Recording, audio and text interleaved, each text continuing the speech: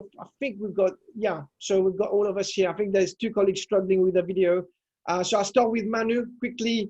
What do you do with Lifetime, and what is your role, and how will you help us today? Hello everyone, my name is Mr. Rajagandit Vedkumar. I am a support officer at Lifetime Immigration. I am in marketing and technical stuffs. Today I will be here for any technical problems or technical interventions. And I hope that our third webinar will be very fruitful, and it will help you guys to facilitate your journey to Canada. Thanks. Okay, thank you, Manu. Thank you very much indeed. We've got Suhaila. If you can unmute yourself, Suhaila. Yeah, and again, please introduce yourself and how you had the participant today. Hello, so my name is Suhaila. I am the manager of Continuous Learning Abroad. Continuous Learning Abroad acts as a facilitator in the field of future education abroad. So it is dedicated to students and their international future. We at CLA, we help students connect with the right courses in the right university or colleges in Canada. CLA TEF exams preparation courses. So I mainly enroll students, and we provide student services such as free student counseling, visa application assistance, and student support services like pre-departure and post-departure services. Okay, thank you, Suhaila, very much indeed. Of course, all your questions will be answered through the team behind. Quickly moving on to Manisha. Manisha, quickly introduce yourself and what is your role in Lifetime? Hello, everybody. I am Manisha BADAL, the Acting General Manager at Lifetime Immigration.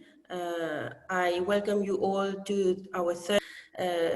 As you may all be knowing that our company is one of the best in Mauritius in terms of immigration, visa services,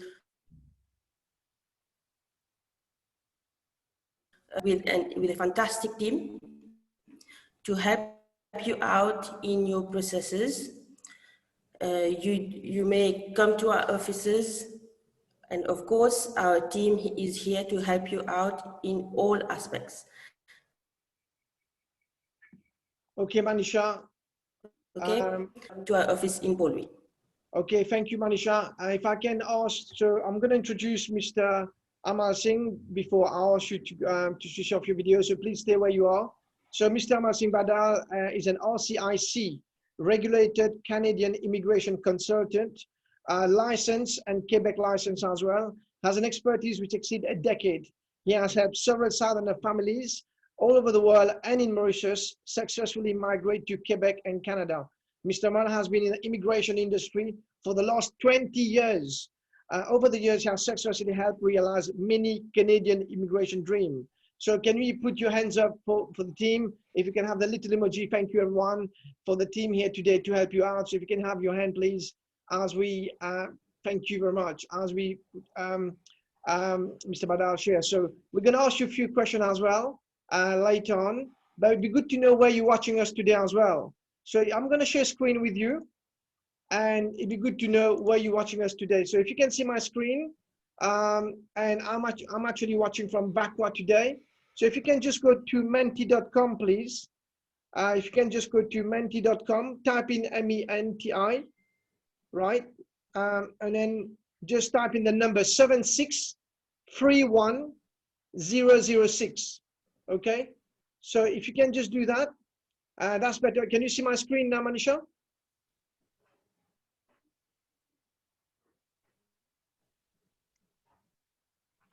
Yes, it's visible. I can see Vakwa there. Yeah, so Vakwa, Bruzevergia. Yes, Bruzevergia. That's my village where I'm from. Wow. So if you can just log into menti.com, MENTI.com, and the code is 7631006. 006. I'm just gonna try that and then making sure we know where you are. So already some of you has already put in. Okay, so 3 of you have actually typed in, and if you can just put in the comment there as well as we go through. Watching us from Portwee, the Vale, Australia. This is my colleague from Australia, which I was speaking to earlier. So she's in Australia, but thinking of maybe looking to move in Canada as well. You know, you always need to leave the opportunity open. We've got a colleague from FLAC as well, Catterbourne. So kind of really all over the island, Union Park. So yeah, thank you. Please keep putting in, going to menti.com, menti.com, and use the code 7631006. So I think we're gonna obviously try to put in as we talk, and I'm gonna now introduce Mr. Badal. So thank you, everyone. Yeah, so I'm just gonna stop sharing now, and then we'll come back on it later. All right, so so Mr. Badal, you can take it away, your presentation. So first, let me introduce myself. My name is Amalsingh Badal, and I have been doing immigration since 2001. So next year would be 20 years. Wow. And I proudly say that we should be having around 5,000 families easily who have migrated to Canada through us. And I'm not tapping my back, but we are the biggest immigration firm in Mauritius, and maybe in Indian Ocean as well. And even in Canada, we might be among the top 20, which is humbly saying we might be among the top 10 too. But all this is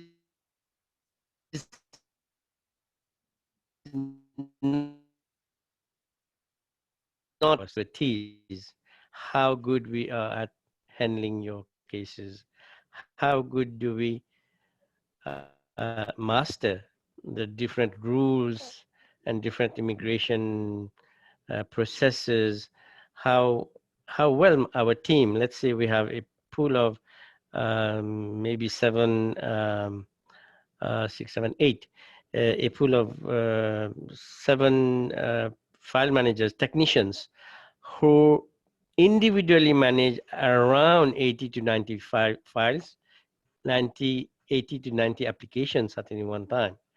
And they are experts. Besides me and my Mrs. Kavita Badal, we are 2 consultants in Canada.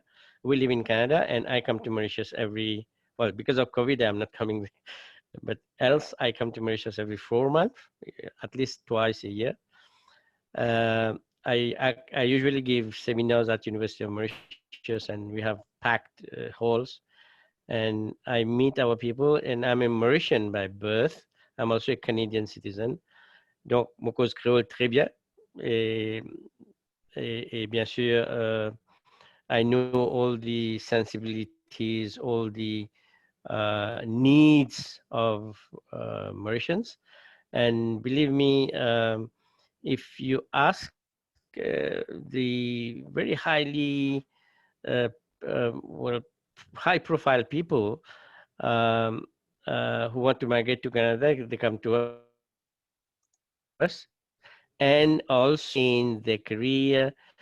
And our approach is the same for everybody. So we do a proper assessment and make sure that we help you in your journey. And we have been doing that very, very well. And we are highly regulated services and value for money that you're looking for. So we are honest in our assessment. So that's a bit about me, and I'm here today to walk you through, and if you have questions, you're most welcome. So let's talk about Canada. So I'm sharing my screen. I hope you are all able to see what I'm sharing. So Canada is the second largest country of the world. It has 10 provinces, 3 territories. Our population is around 35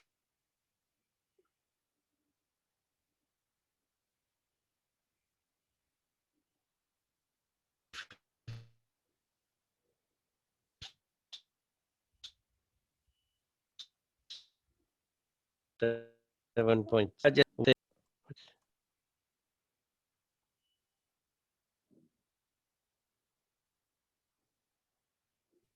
Okay, we American percent of what they are. So what Canada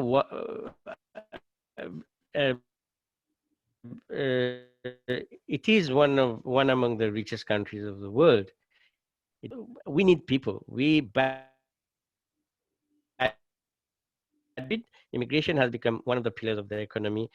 It had been, but it is more and more important today.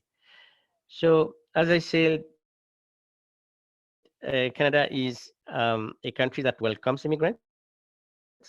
And in fact, we have a stated policy of bringing a certain number of immigrants to Canada. It is a full democracy. I think it is one of the rare countries where a lot of emphasis is made on social justice, peace, order, and good governance. French, which is a great thing for us. And freedom of religion is a constitutional right for everybody. And it doesn't matter what you actually breathe freedom here. It doesn't matter your color, your race, your attire. You might have any form of if you work in Sari in Canada, nobody will even ask you where you're from because many people would dress themselves according to their culture. So nobody will turn around and look at you. And Canada is the 10th largest economy, is the world's 10th largest economy, and is known as one of the least corrupt countries of the world. The big cities are Toronto, Montreal, and Vancouver. And like in Mauritius, and I don't know about other countries where we have that, health services are free. So it is a country that actually attracts millions and millions of people. And I'm going to tell you the exact numbers that we are planning to have in the next 3 years. To be able to represent anybody for operating, and they just promise anything to you and you end up losing money. So you should always check whether somebody who is talking about immigration to you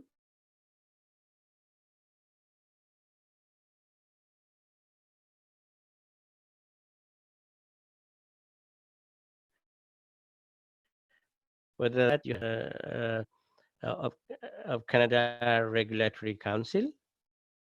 It is a council that licenses us just like lawyers, just like professional engineers, and we also need to be licensed in French-speaking province.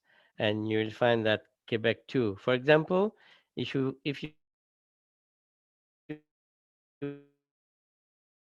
want to make sure registry, it's a public registry, and you type the name of the person who's claiming to be your representative, and you type the name of the person. Let's say you type my name here, and you will find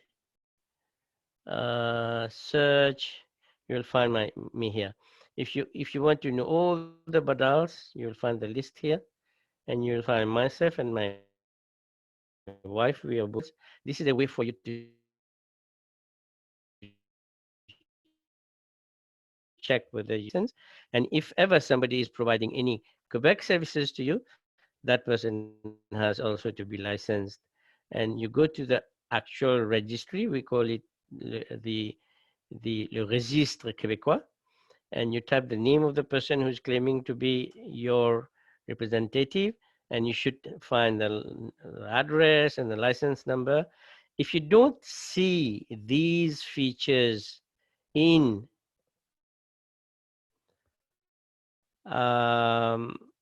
in a if you don't happen to see these, or the person is not even talking about this, just stay away because you're going to lose money.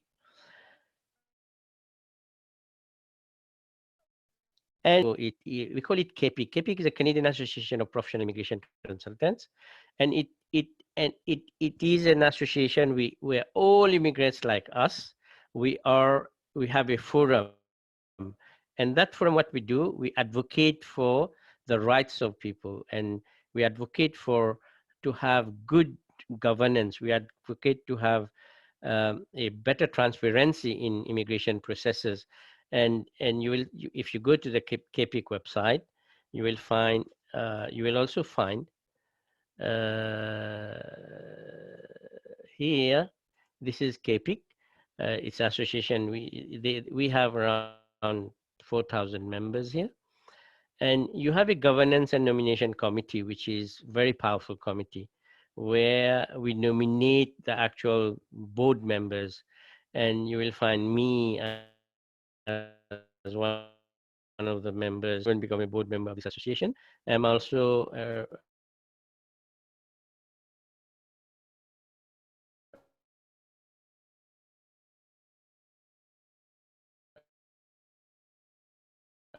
one of the just be providing any form of immigration bad people out there.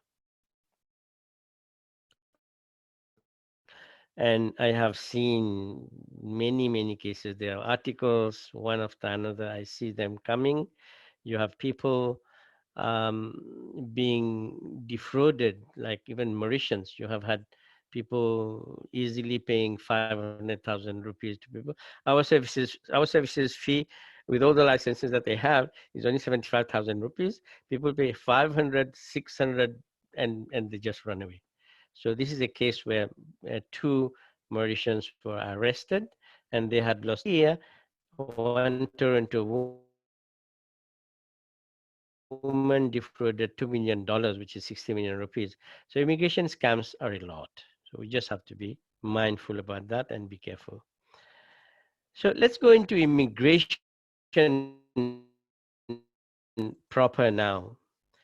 To bring 1% of its population as immigrants. So in fact, if you see 37 million people, we should be bringing 370,000 people yearly. But with COVID, something has changed. And what has changed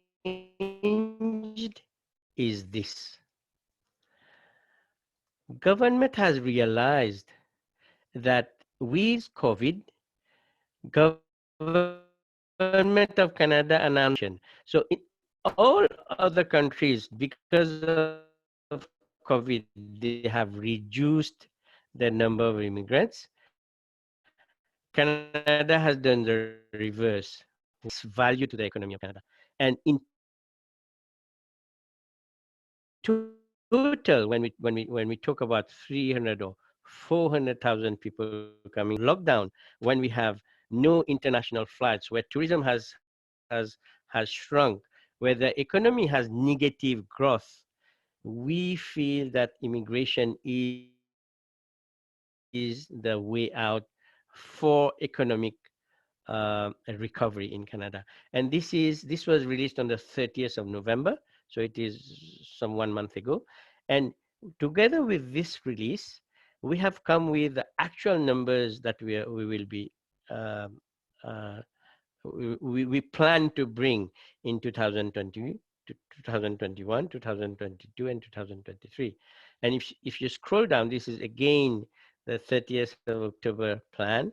If you scroll down, you'll see that we are, if you total all these, we are planning to bring 400,000 people. And believe me, Mauritians will qualify easily because we are bilingual, and you will see down the road how you qualify easily. So Canada is a land of immigrants. It's a place where you're welcome, where your talents are required, where the government admits that immigrants are a pillar of the economy. And this is where we as service providers, we know all the tits and bits about immigration and help you in your immigration process. So moving forward, Canada has various programs. Canada has, among all these provinces that you can see here, you have these 10 provinces and 3 territories.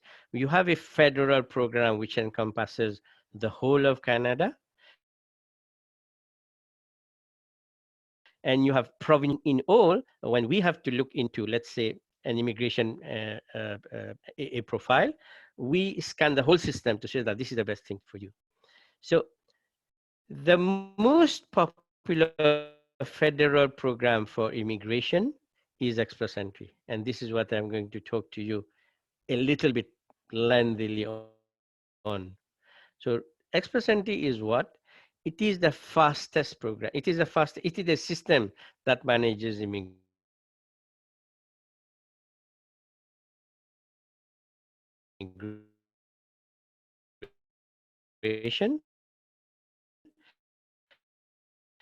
And under Express Entry, you have 3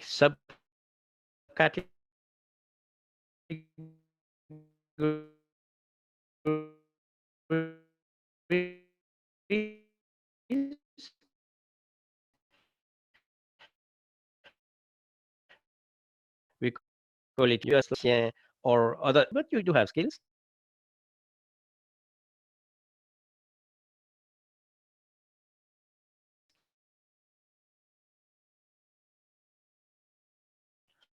You study, we will be talking about federal skilled worker mostly, because this is what matters to you because you're overseas right now. And this federal skilled worker is very easy. It has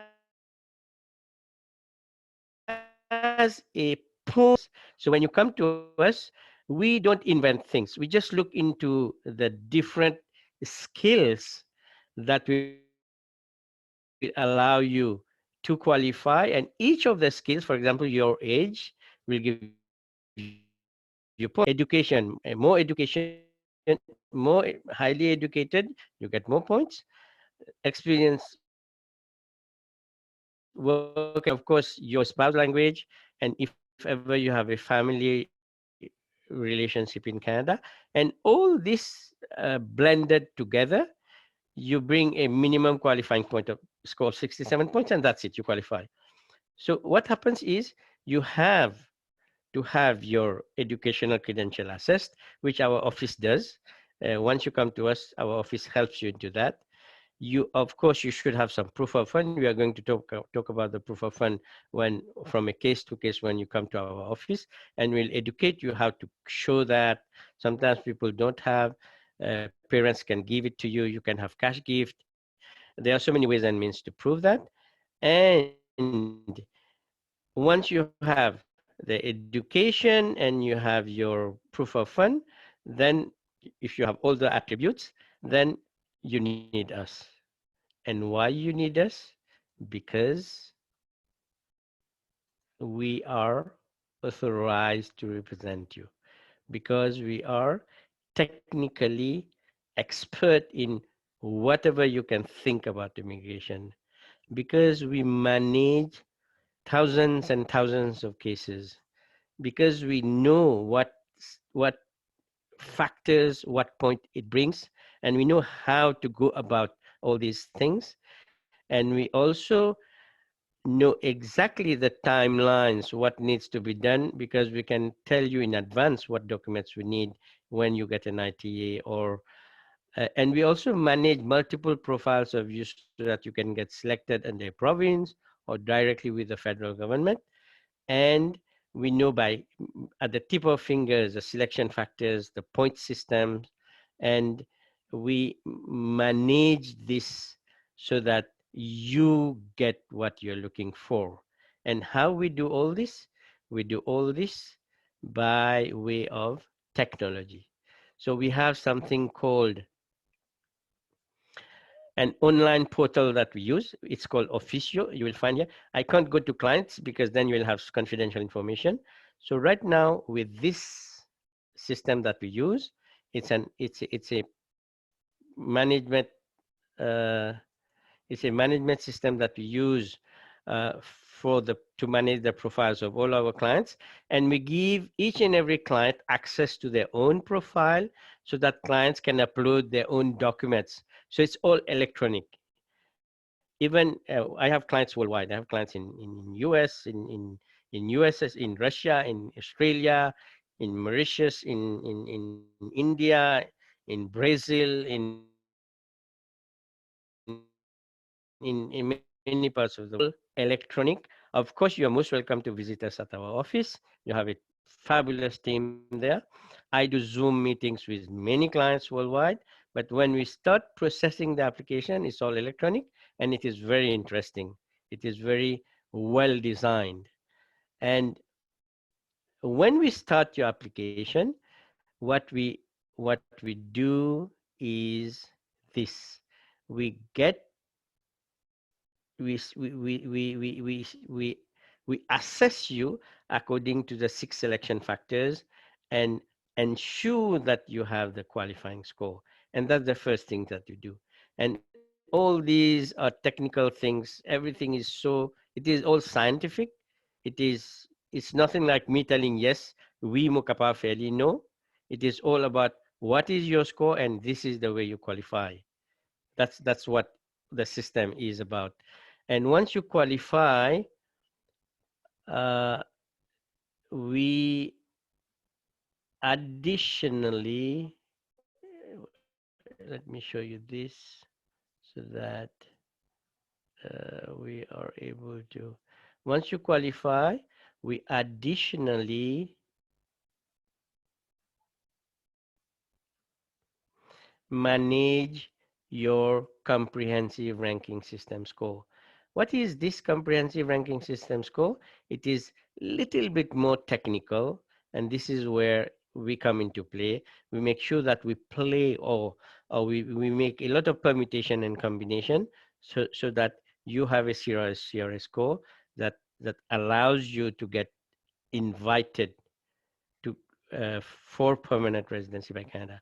So how do we do that? We have tools. So let's say here, when you come to us, we have all these point system, and we just input your data and tell you whether you meet the points. And we can also tell you what would be, let's say this is a 67 points, an Excel sheet, which is just mathematics, and your CRS score.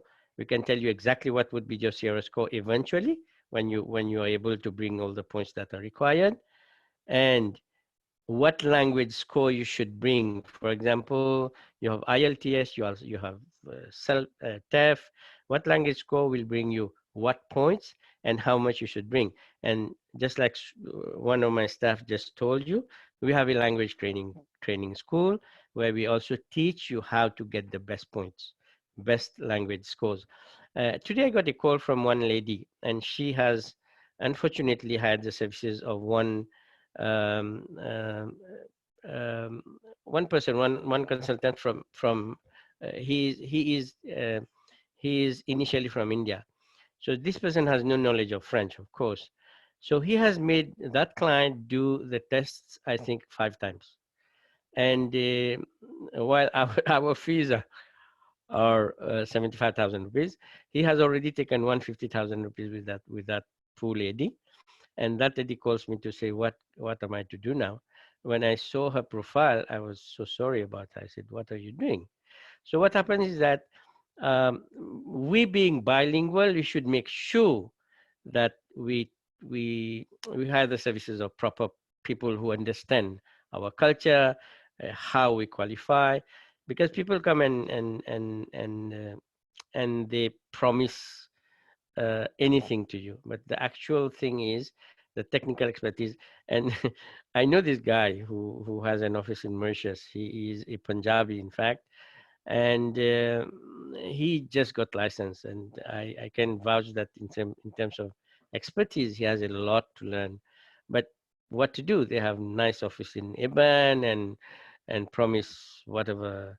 And the worst thing is that that lady has never met the licensed consultant, because he never comes to Mauritius. Some other person handles that office in Iban, and some lady there. They even take money. They take 3,500 to do a initial assessment, which is free at our office. I do assessment by Zoom, which is free. So all these, why I'm telling you all this, because people don't know and they just do anything, and I feel very bad about it.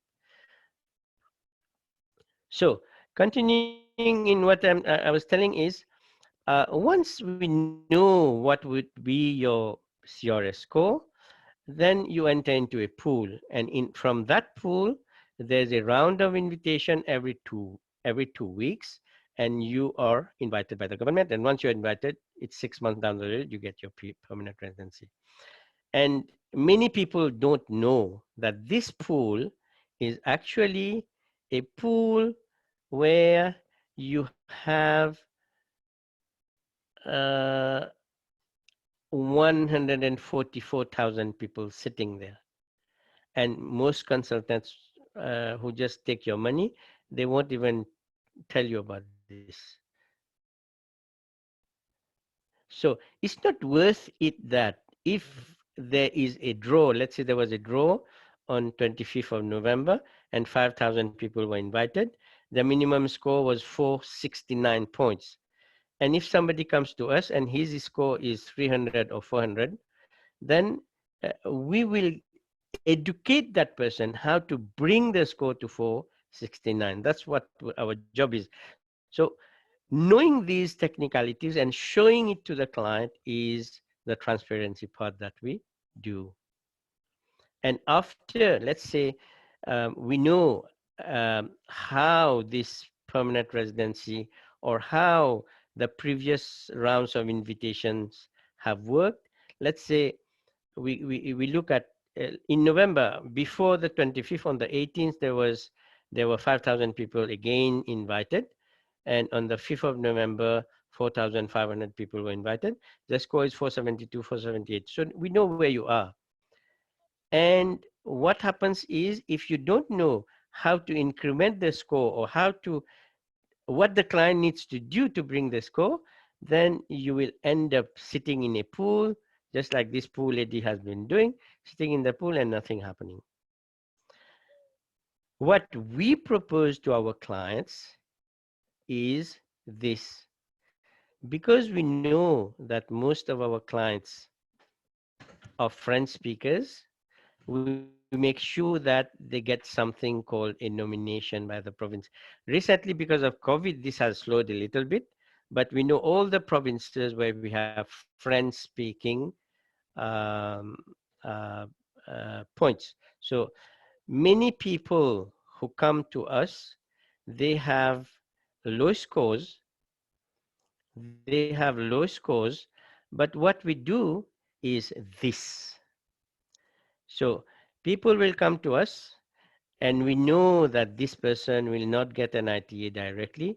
So these are people getting ITA directly. Let's say the score is very high. It's 475. Let's say this person, this is a invitation to apply letter. This is 467. Those days, the score might have been, the cutoff point might have been 460 or so. But what we do for our clients is this.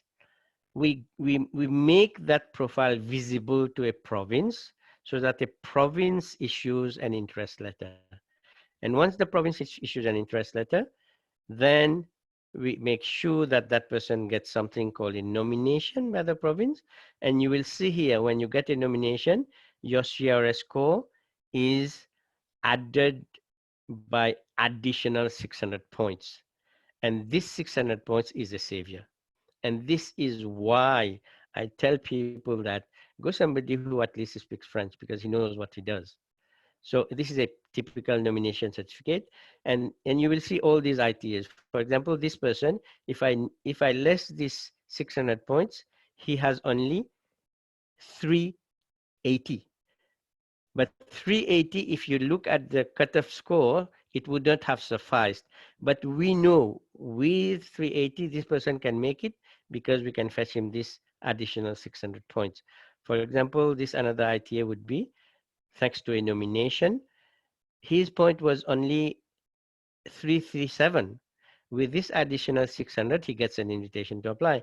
His point was low because of his age. His age might be very, very aged person For example, again here, this 600 points increments the score.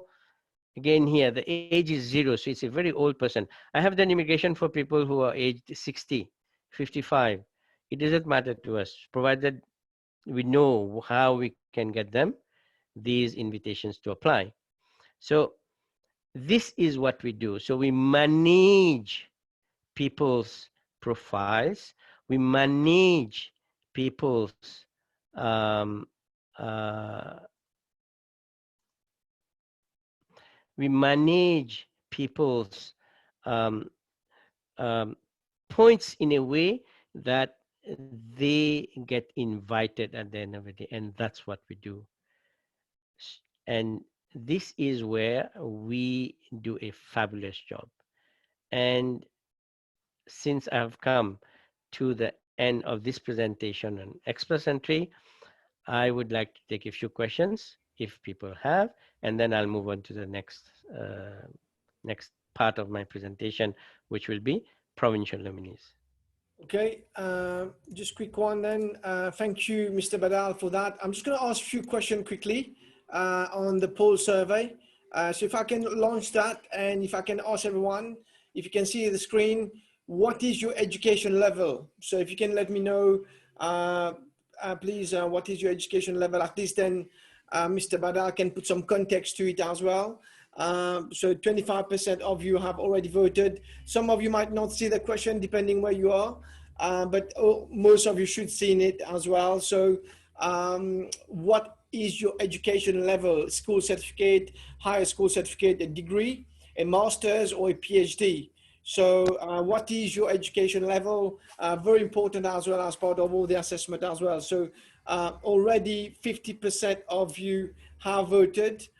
Please click whichever you think you are best suited to, whether it's SC, HSC, degree, master's, or PhD. So I'll give you a few more seconds before I share the result with all of you here today.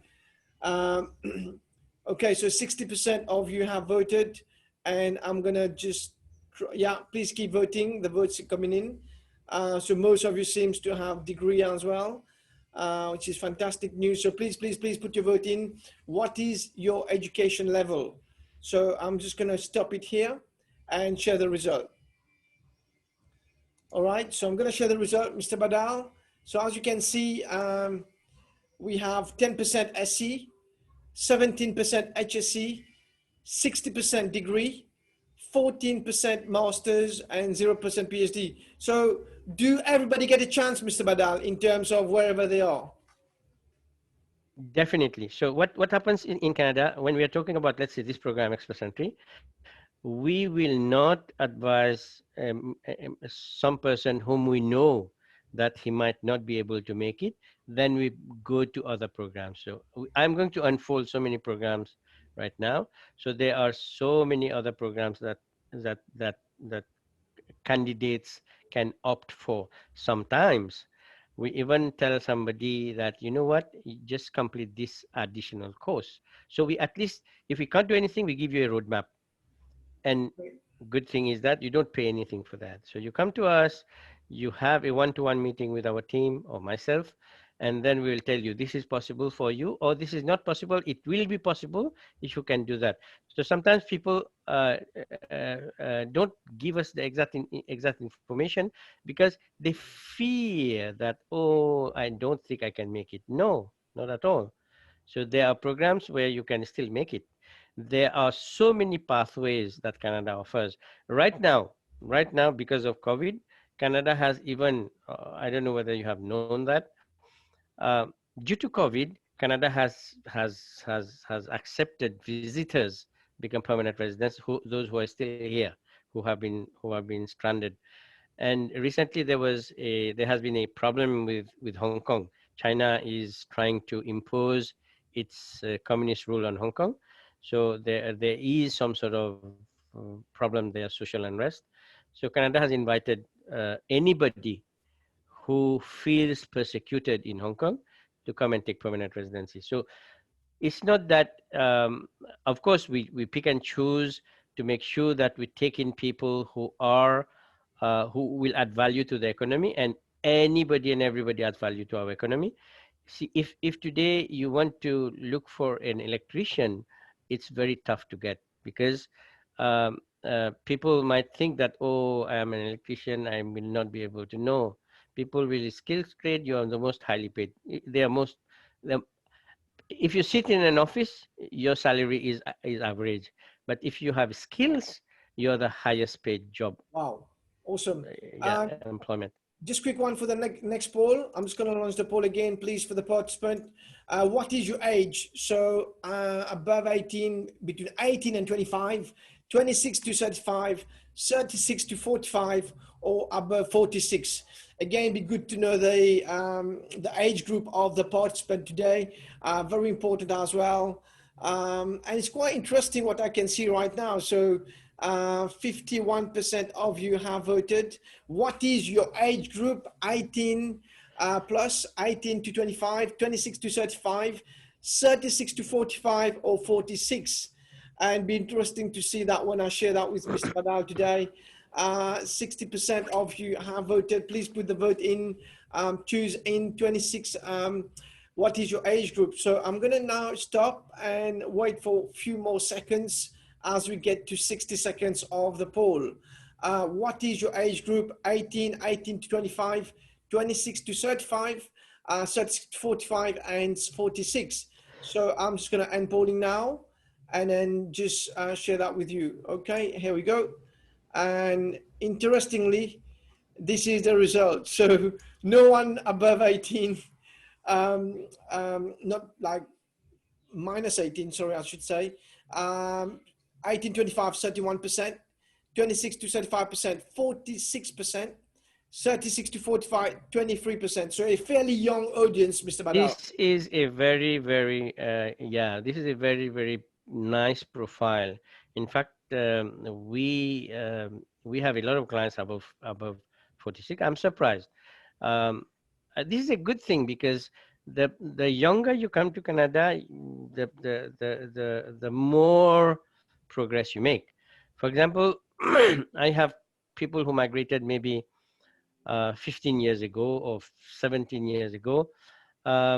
I can see them in great positions. I have one lady who is the actual secretary of the Premier of Ontario, of Ford. He's the prime minister's secretary, and this lady migrated. She was a housewife. She was a housewife. I have people who migrated 12, 13 years ago. I value much this person who is the number 3 in one of the Ministry of Finance. He is the number 3. And he was working with Total, I believe. He was some manager there. Yeah. We have people, Mauritians, who are very well positioned, and they made their career here. So the younger you come, the better it is.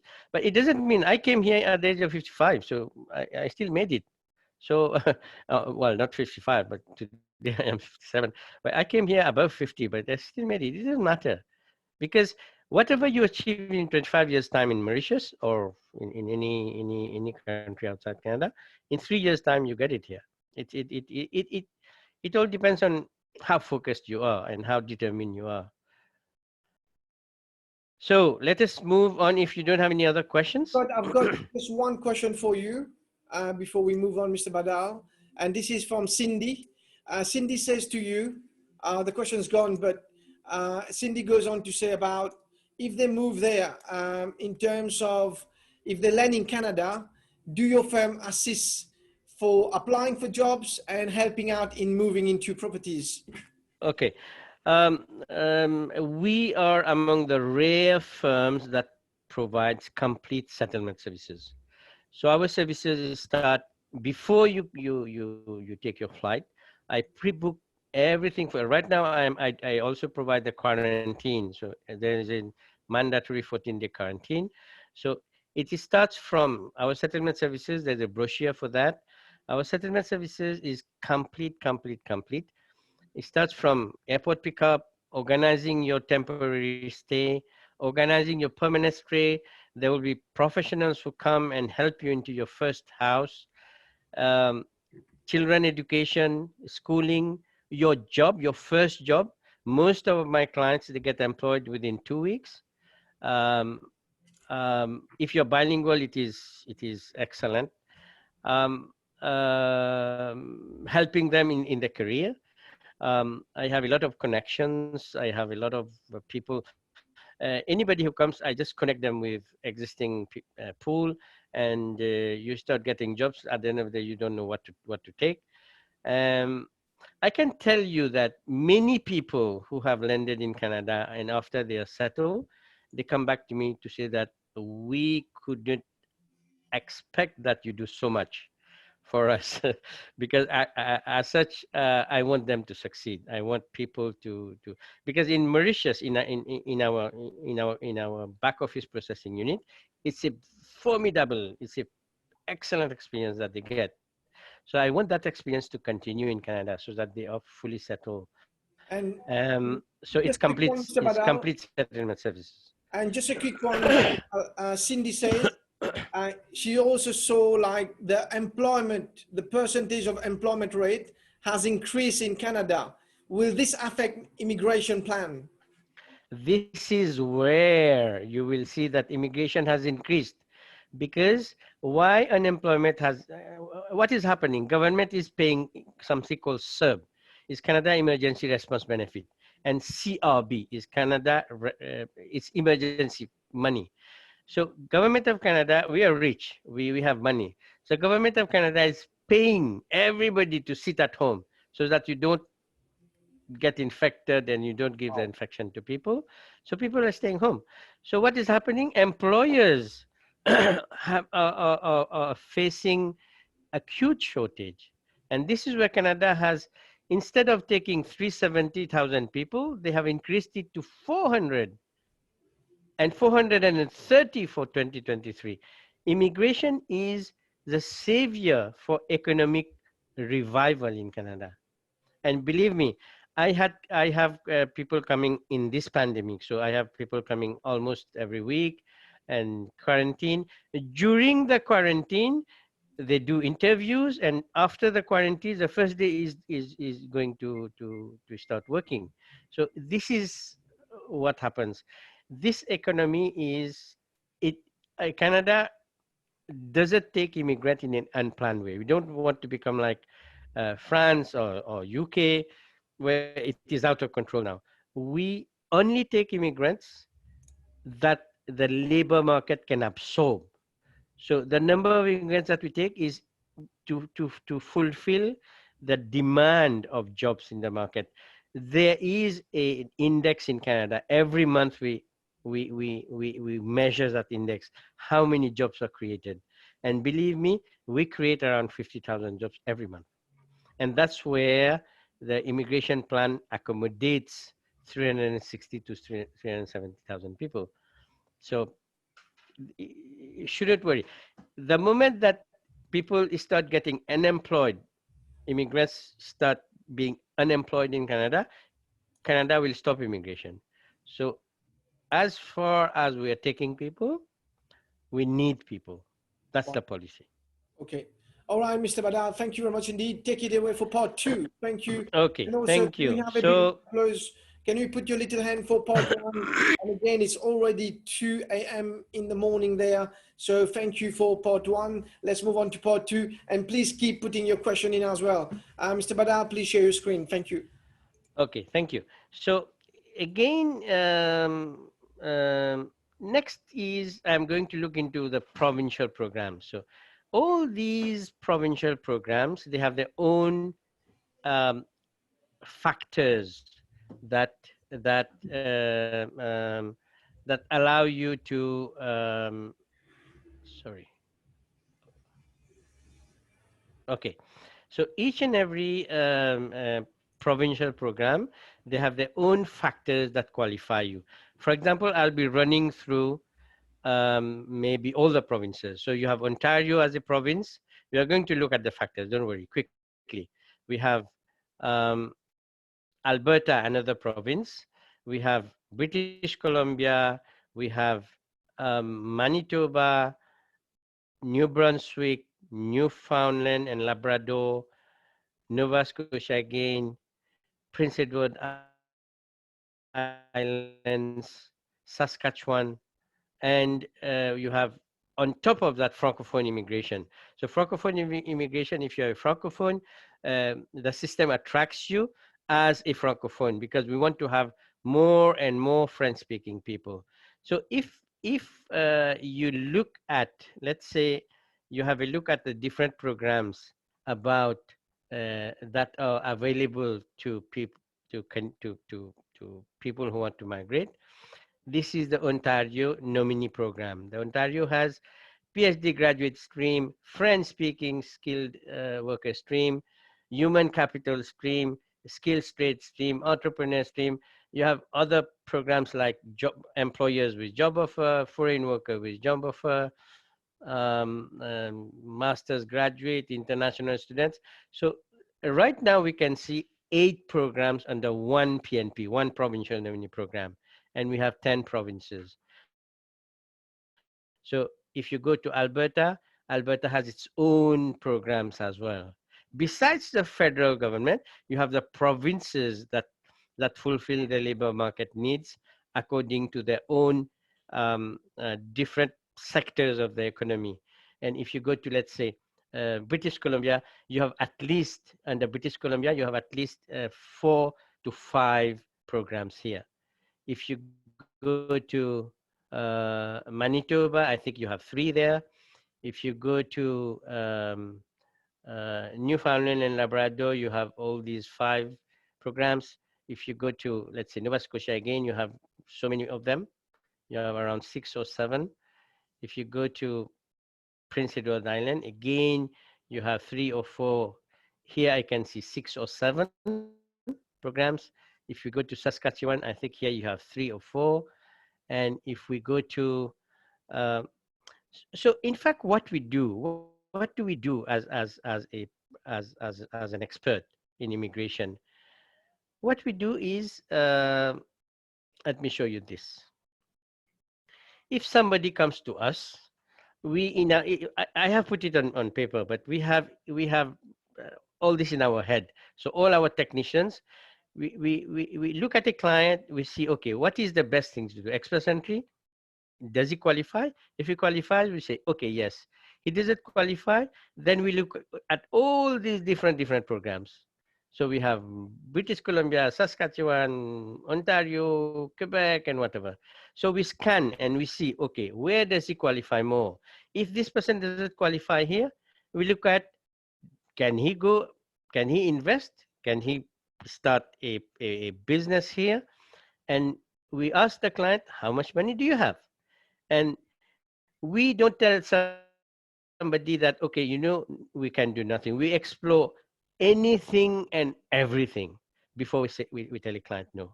And when we tell a client no, we can't do, then we advise the client, it's better that you don't do anything, because if you don't heed to our advice, you will end up in the hands of a crook, a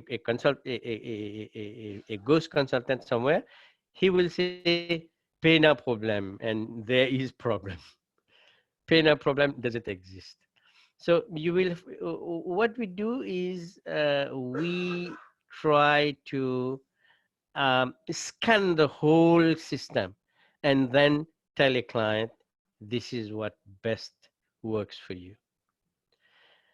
And when we see someone,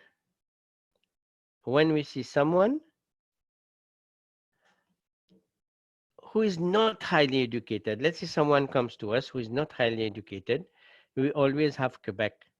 Quebec is a very nice program. Quebec is a program that accommodates around 50,000 people per year. Recently, there has been some political unrest there, so they have stopped it for a while. But there is something called ARIMA, and under ARIMA, you easily qualify. These points that they have there, it's easy for Mauritians, in fact. Why it is easy? Because I'm going to show you something called grille de synthèse for Quebec, and this grille de synthèse is this. Let me show you.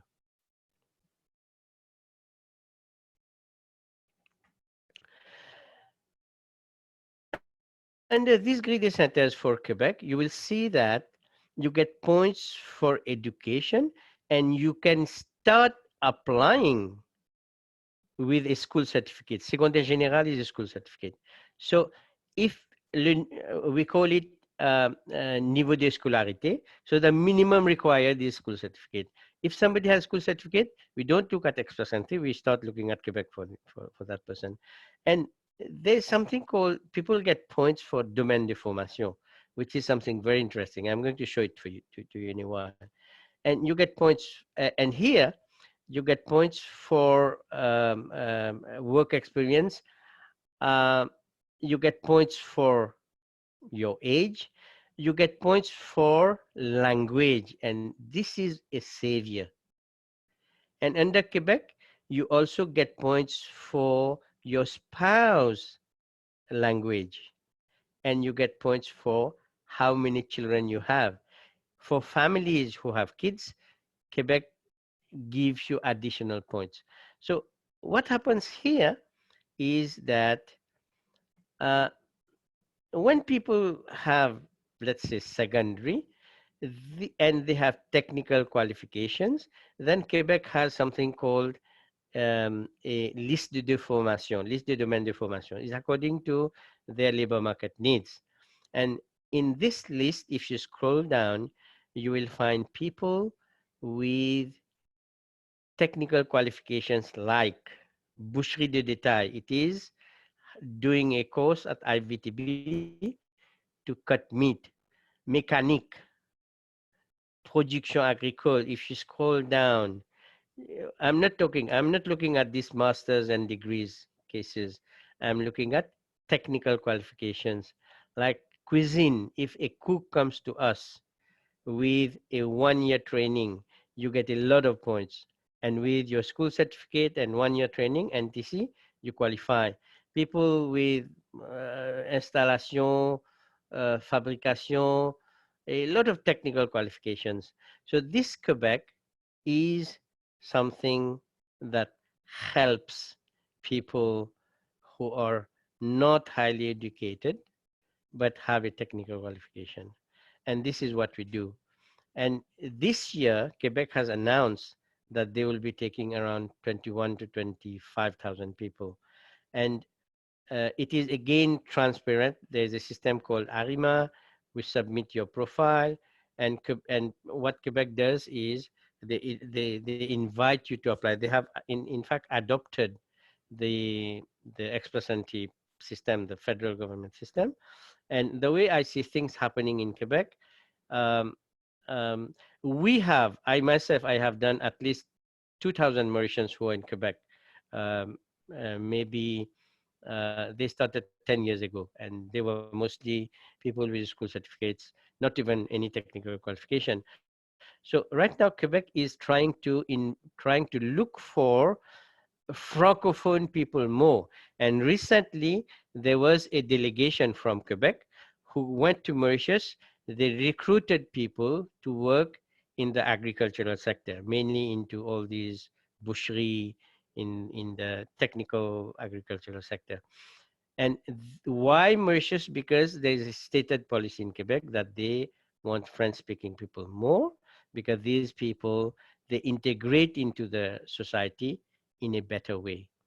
So again, what I am trying to tell you is that even if somebody comes to us with, let's say, qualifications that are not excellent, master's or degree, we still have other programs.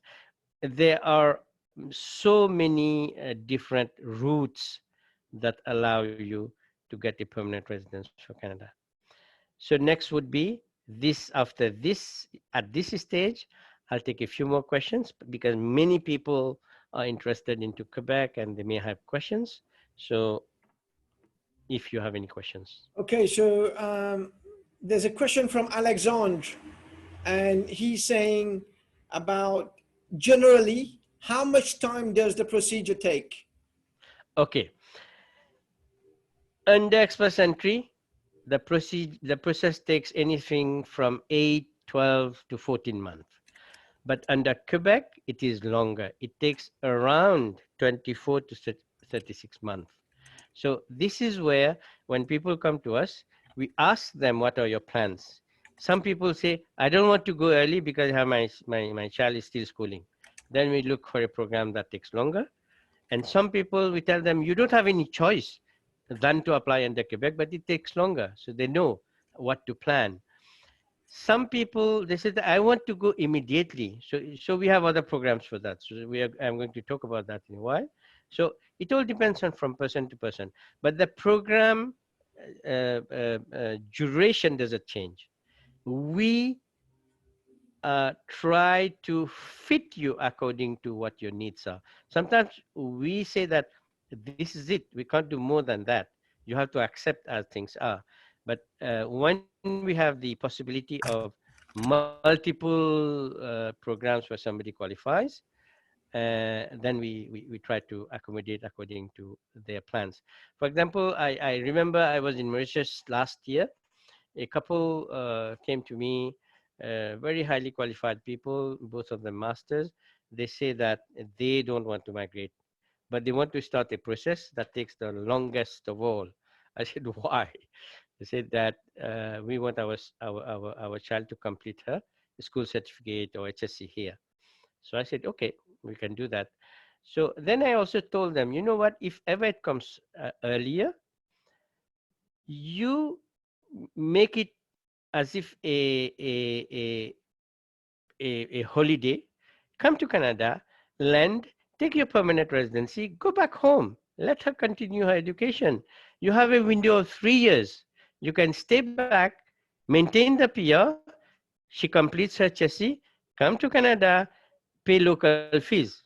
This is what I did. I personally, I came to Canada, my son had to go to university, and I didn't pay. We didn't pay almost anything, but and if I had to send him to University of Toronto, which is #1 in Canada, to study, I should have paid some $200,000 at least.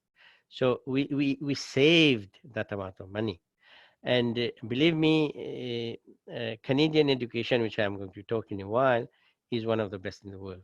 And there is no second. That's a known fact, right? So timing is according to program, and we try to accommodate as per your profile and where you fit in best. Okay, next question is from Rada. And Rada is saying, health facilities in Quebec, are they the same as in Ontario? Okay, when you are selected by a province, so likewise, I showed you all the provinces like Ontario, Saskatchewan, PEI, or Manitoba. The province doesn't give you, including Quebec, the province doesn't give you permanent residency. It doesn't give you visa. The province provides you with a certificate of nomination. For example, if Ontario nominates you, this is where I showed you this certificate of nomination. And this is what I showed you, in fact. Okay, let me show you again. Yeah. So this is a certificate of nomination. So, okay, you will find it here. Let me see where it was. And maybe you need to share screen as well. Okay, I'll show you. I'll show Yeah. it. Of course, in the meantime, while Mr. Amalsingh Okay. is sharing the screen, please keep your question coming in. We'll answer all your questions to clear all your doubts to immigrate to Canada. So while Mr. Badal is sharing the screen. Over share. Okay, share screen. Yeah. So which one?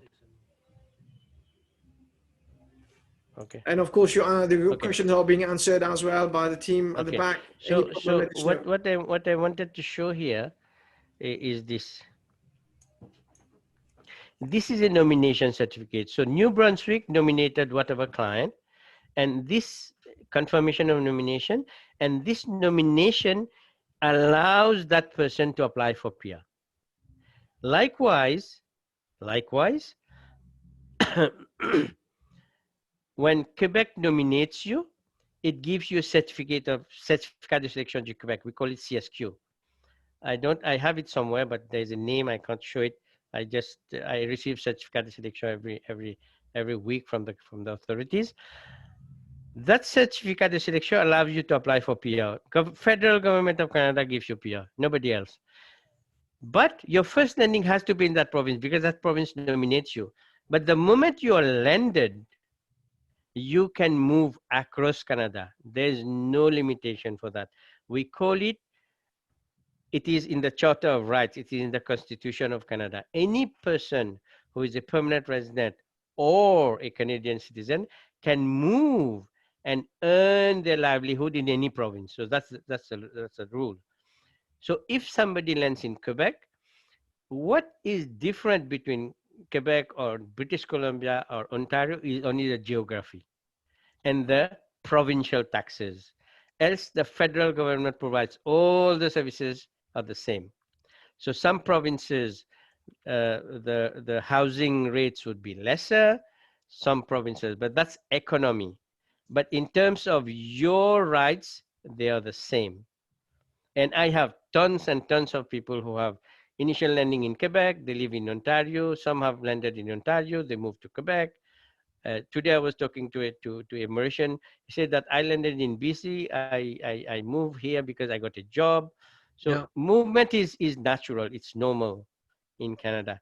And the support and services have been synchronized in a way that nobody should be able to sue the government of Canada that there is to approach for Canadians who are across the country. So that doesn't happen. It's the same everywhere. Okay, there's a question for Rajendra. He's saying about, are academic qualifications the only way to gain or lose marks? What about health issues? Okay, as I explained, academic qualification is one factor. Technical qualifications are is another factor. Some people may come to Canada without any qualification, a work permit. So this is something that I haven't talked about. Some people may come to Canada accompanied by their spouses. Many people say that, no, I can't because I'm not. But when I see at the spouse qualification, the spouse can become a principal applicant. And when you come to Canada, you do whatever you want. You are not obliged to work. You can resume studies. You can retire. You can become sans domicile fixe. You do whatever you want. So there's no, so to say, it's not like a strict rule like Australia. Australia is terrible and horrible. People go there, it's only one way. You can't make it, you're out. Yeah. In Canada, you have multiple highways, you have small roads, you have multiple things that you can do. So the answer is no, not only academic, you have many ways to come to Canada. Okay, just a few more questions there for you. Alexandre, I asked Alexandre to clarify his question. He's come back to me and he's saying to you, Mr. Badal, in terms of salary rate, does it differ from provinces to provinces? Interesting question. In Canada, everybody gets a salary with which he can live, and there is basic minimum wage in Canada. This is something that has been there forever. Each province basic wage is based on the cost of living of that province. So wherever you go, you get a salary that will help you to live properly, food on your table. For example, if you buy a house in Ontario right now, in where I live, it's $1 million. The same house in Quebec is $350,000. So the cost of living is cheaper there, of course. And the same house in British Columbia would be $2 million. So that when you work in British Columbia, you will get high pay, but your taxes will be high, and the cost of living would be high. So what happens in Canada, this minimum wage is a scientific way that is calculated so that there's no disparity in lifestyle. A high salary earner pays a lot of taxes. A low salary earner doesn't pay a lot of tax. At the end of the day, home pay packet is almost the same. That's why everybody has the same standard of living. It's not like some countries in the world, they would say that ukonik sanama, here tujimun pujabe. Yeah. Who are you? We're same. It doesn't it doesn't exist, this disparity in society. Everybody is equal because whatever be your salary, you live, the standard of living is the same. But again, there are people who don't work. It's anywhere in the world there are people, even if they have the possibility of working, you will find them in the city centers begging. There are beggars in Canada. You have and beggars of all kinds and colors. So this you have it everywhere.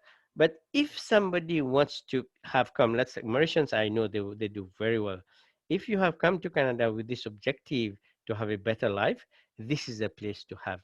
This is a place that offers you a better life, a better future for you and your family and your children. Okay, just quick question as well. For everyone watching, there's a common question. From the time they contact you, Lifetime Immigration, to get to Canada, based on your experience, if they are successful, how long does it take, the process from inception to get to Canada? Basically, what happens is that some people, when they come to us, they just have something in the mind. So what happens is that we ask them to do this equivalency of qualification, language proficiency, and all that, and I have seen that 3 months are gone doing things, amalgamating documents. But after that, when we have everything in hand, the average for Express Entry is 1 year, is 12 months. And the average for Quebec is, the Express Entry and all the provincial programs is anything from 12 to 18 months. And Quebec, the average processing time is anything from 24 to 36 months. Thank you. There's a question from a student, it seems, from S. In terms of admission, how would one qualify for school if they do not have a high school diploma? So I only have a high HSC grade. Okay. What's your advice on Excellent. So for that, let me go to my next slide. So my next slide is education is a pathway for permanent residents to Canada. And this is very, very interesting because many people come to us, they say that, but what do I do? I don't qualify here. I don't qualify them, but what do I do? Then we tell them that, you know what? Are you willing to come to Canada as a student? Do you have sufficient funds? Do you have the ability? Do you think that you and if you're single, it's easy, but your wife will agree to come together with you, or your wife can come and study and she can work for 20 hours and you can work full time on an open work permit? Are you ready for this challenge? Then this is it. Education is a very secure pathway to become a permanent resident of Canada, unlike many countries. Canada is very clear cut on that. You come, you educate yourself. We welcome 500,000 students yearly. And these students of the studies is their right to get permanent residence. It's their right to get post-graduation work permit. It's their right to apply for permanent residency, and the Canadian Experience Clause, the express entries that I talked to you, I talked about at the very beginning of my presentation. So education is one way, and what we offer, besides being an immigration services, we have all the licenses that Mauritius requires to enroll people with educational institutions in Canada. And what we do is this. You come to us, we look at your profile, and then we look for this very important consideration. We call it DLI. DLI is Designated Learning Institute. And I have seen many unscrupulous agents, we call them agents, even from Mauritius, Mauritius, they send people to colleges that don't offer post-graduation work permit because they don't know. And these students spend thousands and thousands of dollars. After their studies, they can't opt for permanent residency because they don't get the post-graduation work permit. So what we do as immigration experts, we make sure that you opt for a program that offers you post-graduation work permit, and we make sure that you go to a public college, you don't go to a private career college. And this is where the technical expertise that we have comes into play. I'll tell you something that has happened this week. There's a big recruitment firm in Mauritius, and that recruitment firm does a lot of fairs, excellent campaign. But Canada is cracking down ghost consultants. So Canada, what is doing? They are cracking down. Recruitment agencies for education are not allowed to process study permits because they are not licensed consultants like us, like me. A student coming to us, we are recruiters for a lot of universities that we represent, but we also are allowed to represent the client in their study permits. So what has happened for poor Mauritians, and it has started happening this year, because these institutions are flagged in a red list in embassies, because the central government of Canada is cracking down all these people. Their study permits are refused, mentioning that you have taken the support and services of someone who is not licensed. And the student doesn't know because they have not been informed by these agents that, you know what, we are not allowed, because they have been doing that forever, but they didn't know that one day Canada will crack down all these. So uh, we have cases that they are just refused for, they have everything. They have even started online courses and they get the refusal letter. They have money, they have good qualification, they have everything. So this is where we, as Lifetime Immigration, we have two companies. Lifetime Canada is the immigration arm, and CLA, Continuous Learning Abroad, it's licensed under the federal, under the government of Mauritius to recruit students, and it is a one-stop shop that we offer. So coming back to the question of this lady, what if I don't have the basic qualification to get enrolled in a college or a university? Great question. What we do is this: universities won't take you if you don't have HSC, if you don't have higher school certificate. Many publicly funded colleges might not take you because they, again, they have a competition, they have some rules with federal government. For those people who don't have actual, we call it, let's say they have only school certificate, for them, we enroll them in a private career college to do this this part that will allow them, once in Canada, to get enrolled after doing this foundation course in a private career college to a publicly funded college that will help them get permanent residency. So again, we prepare a roadmap for these people. And that's the interesting part. And that's what many people don't know. Many people, they're not experts into how to navigate, and they just say, sorry, but we don't say that. We have this pathway for people. Of course, it is from person to person. And studying in Quebec offers unique advantages. Study is study, wherever you study in Canada. But studying in Quebec offers unique advantages because there's a program called PQ. It is Programme d'Expérience Québécoise for Quebec graduates.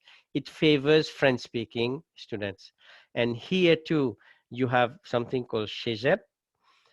Donc, under CEGEP, you can do this equivalent of HSC when you come to Quebec. So once the student comes to us, we look at the profile and then we say, if you have a lot of impediments, then we sit down and make a roadmap for you so that you come to study, and studying gets you permanent residency. It's a longer process, but the good thing is that when you come to study, you're allowed to work 20 hours during your studies and full-time during your school holidays. And if you're married, your spouse comes with you, that spouse is allowed to work full-time during the whole duration of your studies. I have had students who came, they studied for 3 years, so 2 years. So they came husband and wife. So the student studies for 2 years. The husband gets so the husband gets an open work permit for 2 years.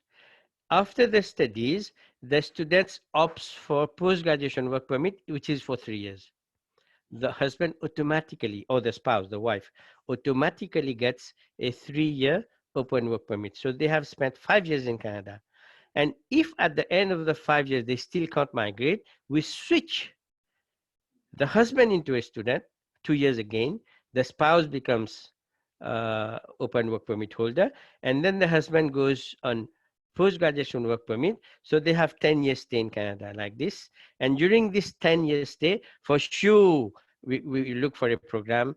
I have students who earn the post-graduation work permit right now. They have just applied their PR. They are already owners of their houses. So it offers a lot of possibilities, but all this happens if you come to us. And if you go to these trade fairs, big trade fairs, they won't explain to you all this because they are not technicians into immigration. They just send you to a college and that college pays them 20% commission and they are happy with that. They don't care about what will happen to you. I have had students who have come through many agents in Mauritius and they are in Fairphone, Calcutta, in a city where there's nobody. And these students, I'm almost depressed. Then I say, how did that happen? What did they say? They said nothing. They just said that you're going to Canada and Canada is vast. So sometimes it's better to go to someone who is technically geared to provide you the best advice, like an immigration firm who also has these student licenses. So education is a great pathway. Is a great pathway. And if you have more questions on education services, I'm here because my next slide would be the other services that we give. There's a question here there's a question from Bobby, and Bobby saying, do international students have access to housing loan in Canada? Anybody, you are a foreigner, you are an international student, you are a local, has access to housing loan. The only thing that differs is, as a permanent resident, I will be asked to put maybe 10% only, but as a foreigner, you might be asked to put a little bit more because you don't have stability, because you don't have the permanent residency. So the banks, they would measure what is the risk that they want to take with you. So with the permanent resident, they know that you're here, you're employed somewhere. But when you are still a foreigner, you're a student or a worker, you don't have the permanent residency, they don't know. So they would try to secure the collateral that they have by having a bigger margin from you. But you can buy, of course you can buy, and you get facilities like any other person. I think you mentioned that before, but there's a question coming up by Shah. And Shah says, so she or he saying that, is there an age limit for studying in Canada? I think you said anybody can study. Anybody can study, but what happens when we assess a person coming to us to study? When there's a big gap between the last study and now, let's say somebody is 50 and the last time he studied was the age of 20 and 30 years he has done nothing, then most probably this visa will be refused. But if somebody is 50, but he has continued to study, he has been doing after HSC, he has taken 5 years to complete a diploma, and after 5 years he has started doing a degree, and right now he's doing a master's. He has, I'm not I don't tell, I'm not telling that everybody should have a master. No, somebody has been continuously studying and he wants to continue to perfect his study, then that person age limit doesn't matter. But if somebody has a big gap, then it matters. Okay, there's a common question as well from the students and the younger audience. Do you provide coaching, like provide coaching to students coming up with a new language, with a new way of living, the slang that people use, because obviously the different jargon people use in Canada? Do you provide coaching to young people? Okay, our services are complete, be it for immigration or for students, they are complete. In terms of language requirement for, let's say you have to do IELTS academic, our language training center does that for you. So we provide those training as well. And once you are in Canada, we provide the complete settlement services, which is tailor-made for students separately. So students, we plug you with the groups that are in most of the colleges. Most of the colleges that you will go, I know someone because I represent those colleges. So we plug you with your peer group, with people who will help you step by step, take you by your hands. And believe me, even without us, all the universities, they offer this. They take you by your hand. This, why it is like this? Because Canada accommodates people from different cultures, and they have a very great approach of integrating people into that college culture.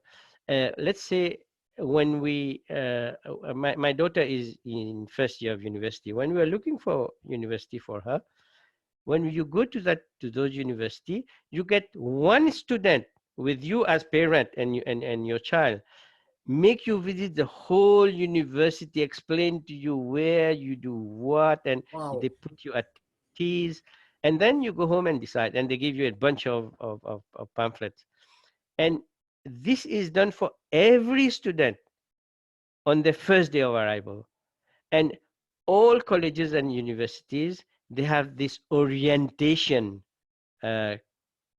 sessions. They orient you. I remember my son was doing his degree at University of Toronto, and he was in this peer group of helping students. They also help students who can't make the credits. So it is something that has been established. Why it is like that? Because Canada prides itself by not creating academics who just are bookworms, but they create people for the job market, so that one day when you become part and parcel of Canada, you are somebody that contributes positively to the economy. You don't become someone, for example, in Canada, if you go for a job interview, they never ever ask you for your qualification. They never ever ask you Kito qualification, because they know your profile. They So know there's a you have sent CV. so They there's a culture of sharing, Mr. Badal. There's a culture of sharing. exactly. They just ask you what you can do and what have you been exposed for. There's one question before you move on to your slide that we'll take the last question and we'll take at the end. Bobby says from Australia, how long is the process for student visa outside of Mauritius for someone living in Australia? So for Bobby who's living in Australia, what's the process for the student visa? Okay. So for anybody, wherever you are, so it doesn't matter. For example, when I'm looking from Canada, a Mauritian or a Australian or a Mauritian in Australia or a person from USSR, it's the same. So you're an overseas student. So the overseas student, what is the most important part today is to secure, with the COVID things have changed, is to secure a seat at a college or university. This is what we do. So you come to us, we secure a seat. The securing of seat is the thing that is taking time, because colleges don't accept you anytime. They have, we call it, they have fall sessions, winter sessions, special dates.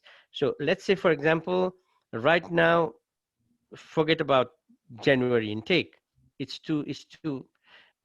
if ever you are starting an undergraduate program, you might get September intake.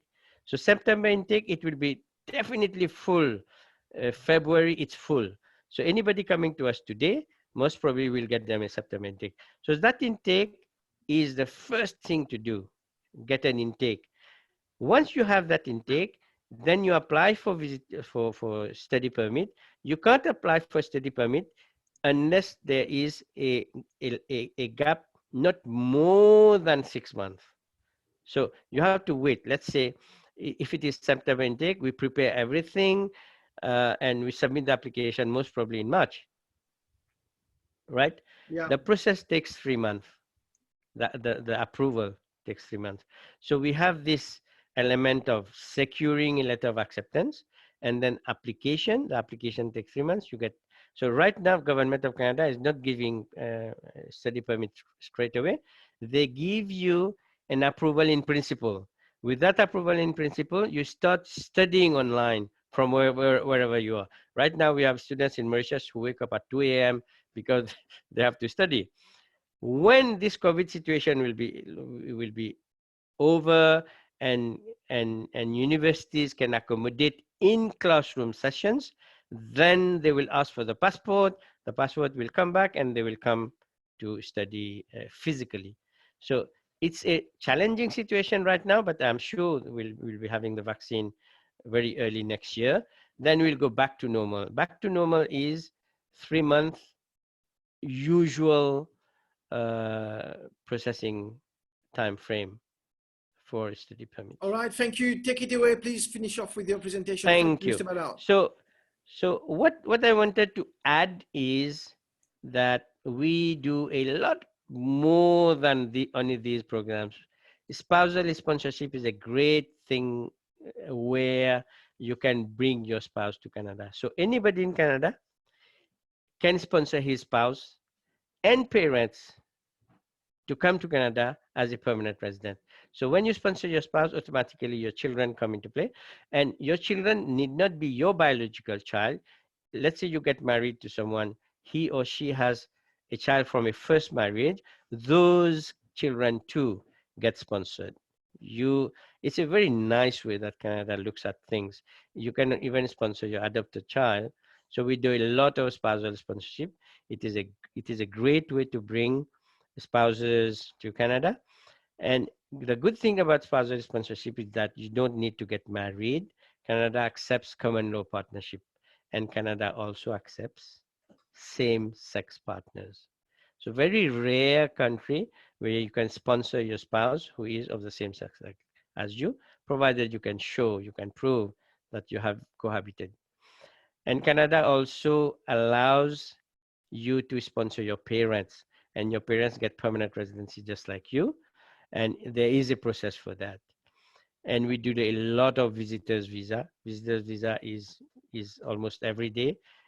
People come to, so spousal sponsorship, the technicalities are highly technical. So that's where we come into play. We represent the sponsor and the sponsored both.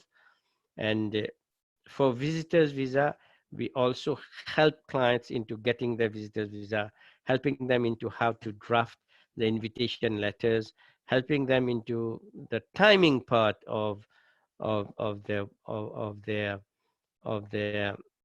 bookings, helping them into how much money to show, a lot of things around it. And those people who are not able to sponsor their parents because of certain conditions, they can opt for super visa, which is a visa that allows parents to come to Canada and stay in Canada for 2 years. And because Canada values family reunification, I go to, we call it appeal division. It's just like going to court. And in these appeal divisions, we fight for people who have not been able to maintain their residency status because of not being able to fulfill the days. And I can tell you that I never lose a case because I know exactly how to go about, because I always say that Canada looks into compassionate. Don't go and fight law. If you go and fight law, you are going to lose. But if you go to them to say that, please look at it compassionately. I couldn't do it because my mother was sick. I couldn't do it because I had to look after this personal matter. So this is what we do. We do a lot of PR renewal and citizen and travel documents. Many people lose their PR cards. We have many cases from Mauritius, many cases from overseas, many cases in Canada. We also take care of citizenship application. We take care of a lot of restoration. These days, people have not been able to renew their extensions or apply for the extension because of COVID. So we do restoration of status and then get them their post-graduation or study permit. And we also do a lot of business immigration. And for business immigration, I want to share with you this where we have all these uh, different uh, different programs. What is the minimum worth that you should have? What is the minimum investment that you should make? We also look into the technicalities of it. Let's say like right now you have all these provincial programs and their business immigration. So we handle a lot of business immigrations from our office in Canada here, and each and every business immigration has its own regulations. And looking at a person's net worth, we are able to file their entrepreneur or owner operator LMI, or sometimes we call it intra-company transfers. So all these are things that we do and are included in our services. So in a nutshell, what I want to say is this: we provide uh, solutions across the board. So it's not a solution that is just this is small bit and this is what we do. No, we are not agents. We don't do things in a blinkered way, in a funnel type of thing. We are very broad. We are a proper, full-fledged, complete immigration firm, and I manage many immigration, um, uh, uh, many types of immigration applications, and we have the expertise that many firms don't have. And your case in our hands is in secure hands. So I have come to the end of my presentation, and I may take a last few questions, and then we can close. Yeah. Okay, so there was I think if you can please put your question in, as I'm going to do also a quick survey as well. If there's any more question, please, if you can put it in. I think there was a last question there in terms of, yeah, I think most of the question has been answered. Just quickly on coaching, I think we talked about it earlier, Mr. Badal. So you do provide, you know, preparation for all the tests that need to be done to get into Canada. Because I was speaking to my colleague earlier in Australia, and she's saying to me, it's easier to get in Canada as opposed to Australia. So what's your advice generally? Okay, one good thing is this. We have students in Canada, we have clients in Canada who follow language courses that are run by our language training school in Mauritius. You know how we do that? We do that on technology. We use Zoom, and we have online classes that we offer so that our candidates, they get the scores that are required. And this is what we know. Many people, they're highly educated, but the language tests are a bit tricky. So we offer these language courses and coach our students and immigrants how to get the best scores uh, through experience, because we have been doing it for years, and we have clients worldwide. So it doesn't matter where you are, even in Australia, our system takes care of that. And at our actual training center in Mauritius, we have even had 60 students at one go following clauses. So we have abilities to accommodate and take care of your needs. Okay, let me share a small video as we do for everyone to see before we finally conclude. So just give me 1 minute, and Mr. Badal, you can have a drink in the meantime. We've got 5 minutes left, everyone. Please keep sending your question as well. And I'm going to share this awesome video with you now. Okay, so here we go. And let's making sure we go on there. All right, so if you can hear me, if you can see the video, I would love you to put your hands up, please. Thank you. When we landed in Person airport, and the very first person we shook hands was the Prime Minister. So that day, it means many things for me. First, it means we were in safe. It means that we are welcomed with utmost dignity. It means that we came to Canada, not Toronto. It means that giving us the responsibility to joining the Canadian family and trying to build this country, this great nation. When I met Mr. Prime Minister that moment, he said 2 words: welcome home. So imagine you are leaving a war zone, you are leaving your home, and you are welcomed by 2 words: welcome home. So my memories at that moment went back to my living in Syria before war, our life, our happiness there, and the horrible moments we went through during war. So I felt myself that I'm proud to be here. Now, after 1 year, I'm even more proud to be Canadian, as I'm always will be a proud citizen. You barely started the story, and you were dabbing your eyes, and getting tears out of them. Why was it important for you to be there? Because, well, it was important in a larger sense, because this was something I knew that all of Canada was involved. That making the commitment to bring over 25,000 and more Syrian refugees was something that the government couldn't do on its own. We needed to make sure that all of Canada was there, and the outpouring of support, the messages, the people wanting us to do more was clear. I just come off an election campaign in which I'd heard it from every corner of the country, and I felt that, you know, being there in the name of all Canadians to welcome people was really important. But for me, it's funny. I'd been Prime Minister for barely a month at that point, and you know, I was raised with a father who was Prime Minister, and I'd see all the things he did and the impact. I've heard all my life about the impact of his Charter of Rights and Freedoms and the multiculturalism and bilingualism, all the things he achieved. And you know, obviously, you know, first month on a new job, I'm thinking about how I'm actually going to, and you forget living up to my father's legacy, living up to the legacy of, you know, the 22 people who've been Prime Minister before me who've shaped this country. And watching you and your girls walk through this airport towards me was a moment in which I understood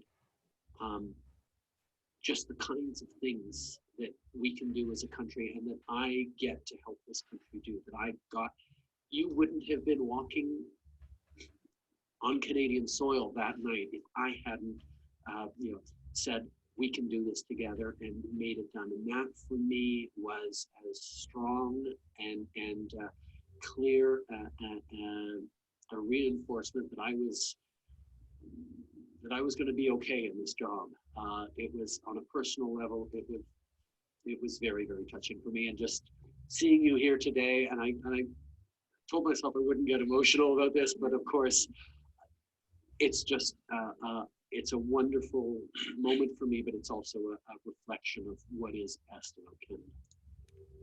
Okay, so if you hear that, the Prime Minister is crying for you to come over. What's your thought on that, Mr. Badal, in terms of the government welcoming, you know, people from all over the world? Yeah, the good thing about Canada is that if somebody says that today is the best day of my life. He actually means it. There's no any hindsight or any other meaning that what we say, and this is great about this country, and you come to embrace that culture. When this prime minister is crying, actually he's crying. He's no politics there. Actually he's crying. I know this guy. I know it's not only him, it's all these people at the, let's say for example, I know the premier of Ontario. The other day, people were not respecting this coronavirus, the masks and social distancing. And he came on the TV, and his expression was, "Come on, man." This is what he says. "Come on, man, please." So they mean it. It's not like sometimes I see those conférences de presse where it's all a facade. You know, everybody means, it's a reality. You leave they value your feelings. They value when this coronavirus was the pandemic started. The only thing that mattered to the government was food on your table. Yeah. That was the motto, and the rest was secondary. So food on your table, that should be there. And it was for everybody. It was for everybody. We are the only country that has bought, we are the highest buyer of vaccines right now. We bought 50 million or something. We are only 37 million. And we bought 20 million additional, more than US, because we want to give this 20 million to poor countries who can't afford to buy. And we mean it. We mean it.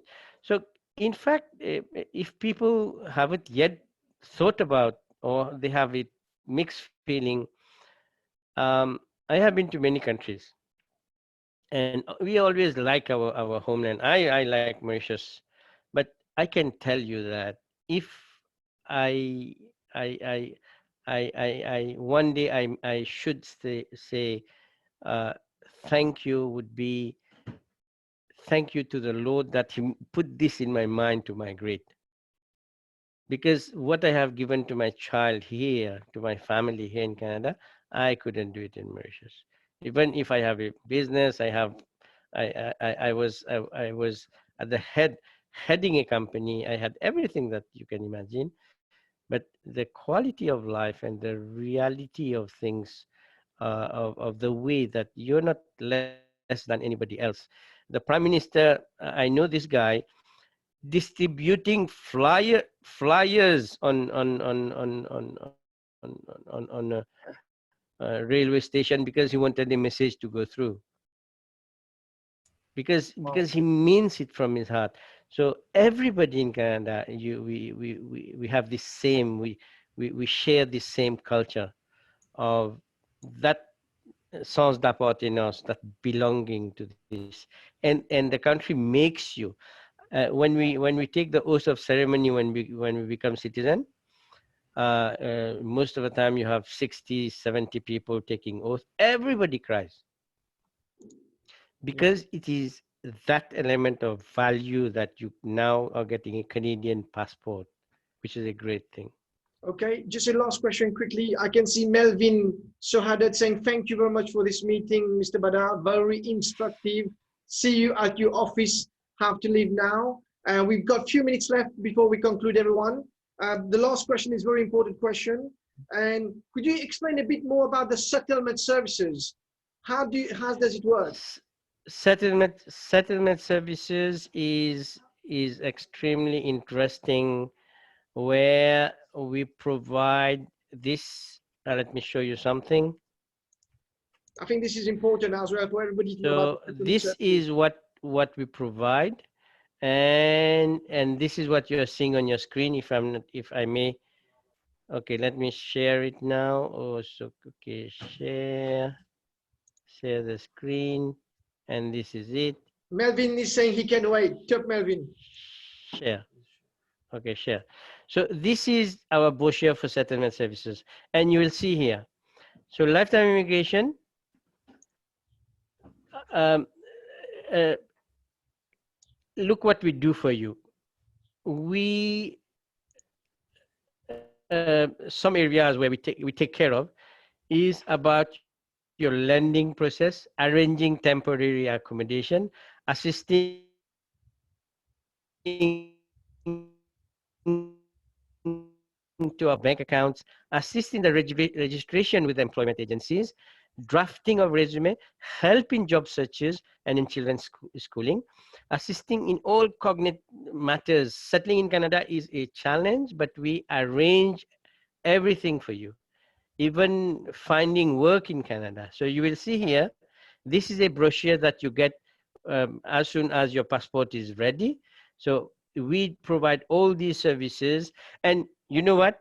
Many people come to us because they have done their immigration by themselves, or they have done immigration with some Punjabi guy who doesn't know anything about our culture. Yeah. And we provide these settlement services across the board.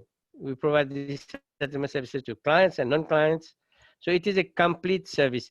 In fact, we make Canada your home, just like this Prime Minister was saying. We make it similarly. So as a service provider, we make your settlement in Canada as agreeable as possible. All right, awesome. I've got a final thought to share with all of you before we conclude. And I think it's important for all of us to know where we are with that as well. So everybody, did you find this webinar useful?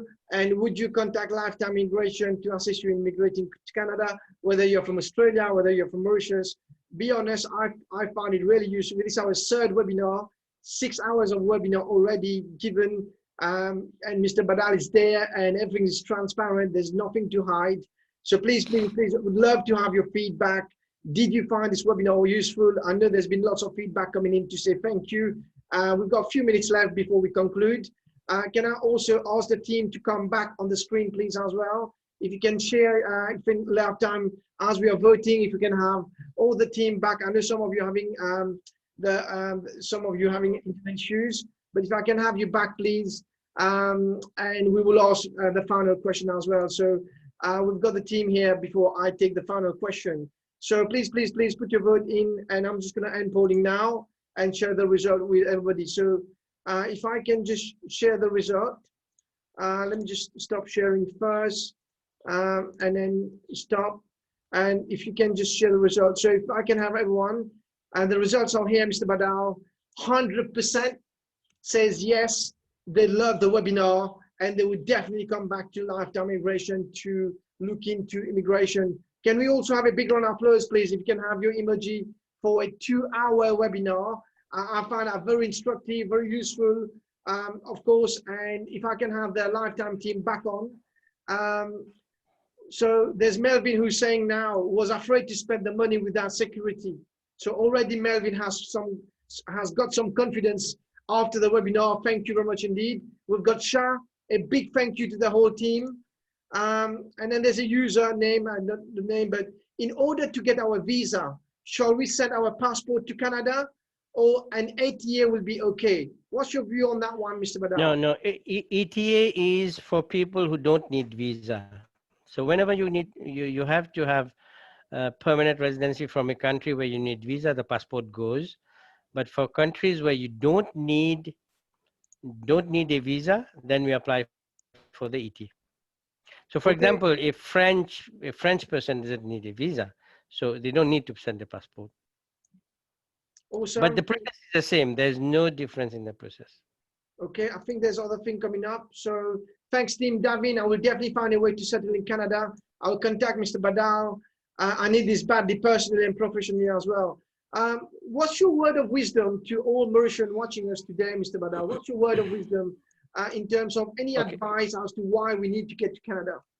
Okay, well, every country is a country. So the difference between countries are that small countries, it is something that we cannot help. When we are geographically small countries, the resources are limited, and economy is small. Anything happening in the world affects your economy. And big countries, and mainly countries that are well managed like Canada, you have you have they have resources, and this is what makes your life among the best standards of living. So if you want, because look, I love Mauritius, but it's a reality. It's a small economy, and then the population is growing, and jobs are becoming scarce, and corruption is increasing. We have seen many small countries, corruption is increasing. So bigger countries, they have better controls, they have tested methods, they have a lot of watchdogs watching what the prime minister is doing, and this is where it makes you have a better future if you're contemplating to come to Canada, especially if you're from Mauritius. Definitely, it's a good thing to do. I have clients coming to Canada from US. US is a big economy. India is a vast economy.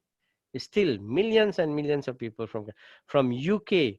From my staff can vouch. We have so many clients from the UK, from Australia, from New Zealand, from South Africa, from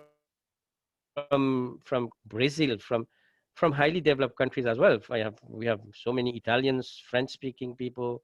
We have so many Polish people. We have European Union guys. They are okay. Opting for Canada has in itself a value-adding factor because it's a great country to live. Okay, thank you very much indeed. And I can see a lot of people want to move now based on the presentation which you did, which was a comprehensive. It's already 3 a.m. I believe in Canada right now. Yeah. Wow, 3 a.m. already. It's 12 o'clock. It's 12 p.m. in Mauritius, lunchtime. Quickly, I can see Ved there as well. I think we've got a message from Ashwara. Such an enriching session. Huge thanks to the whole team of Lifetime in Immigration. See you soon. Fantastic, Ashwara. I think the team is having problem with the internet. So thank you very much indeed. And you're welcome. Thank you, Mr. Badal. Keep in touch. Lifetime is there as well. Thank you, everyone, and have a good day. Thank you, and a big word, Mr. Badal. Thank you. You too. Okay, All bye, right, everyone. guys, take care. Thank you. Okay, bye. Thank you.